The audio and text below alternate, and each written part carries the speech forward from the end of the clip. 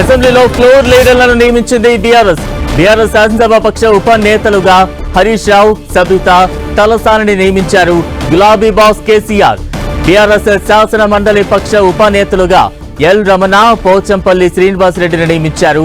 ఇక మండలిలో BRS whip గా దేశపతి శ్రీనివాస్ను నియమించారు కేసీఆర్.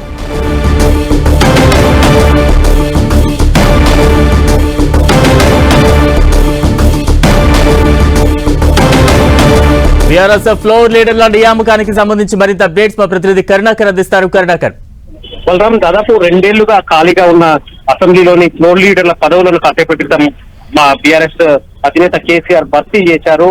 అసెంబ్లీలో అంటే శాసనసభలో డిప్యూటీ ఫ్లోర్ లీడర్ గా హరీష్ రావు, సబితా ఇంద్రారెడ్డి, తలసాని శ్రీనివాస్ యాదవ్ ఈ ముగ్గురిని డిప్యూటీ ఫ్లోర్ లీడర్ గా నియమించారు కేసీఆర్. ఇక శాసన మండలిలో బీఆర్ఎస్ పార్టీ ఉపనేతలుగా ఎల్ రమణ, పోచంపల్లి శ్రీనివాస్ రెడ్డి వీళ్ళిద్దరిని కూడా నియమించిన పరిస్థితిని మనం చూస్తున్నాం. అలాగే మండలిలో పార్టీ విప్ గా దేశపతి శ్రీనివాస్ నియమించారు. మనం చూస్తున్నాం 2 ఏళ్లుగా ప్రతిపక్ష నేతగా బీఆర్ఎస్ అధినేత కేసీఆర్ ఉంటూ వస్తున్నారు. ఆయన శాసనసభ ప్రతిపక్ష నేతగా ఉంటూ అయితే డిప్యూటీ ఫ్లోర్ లీడర్ నియమించడానికి మాత్రం 2 ఏళ్ల సమయం పట్టింది. ఎటకేలకు కేసీఆర్ కాసేపటి క్రితం ఈ నిర్ణయం తీసుకున్నారు.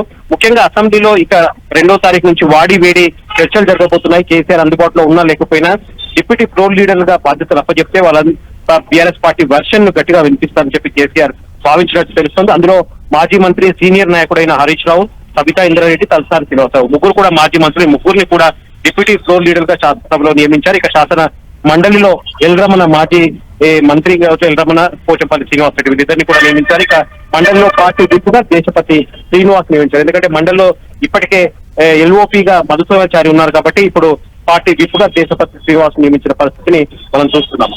Right, thank you Karunakar.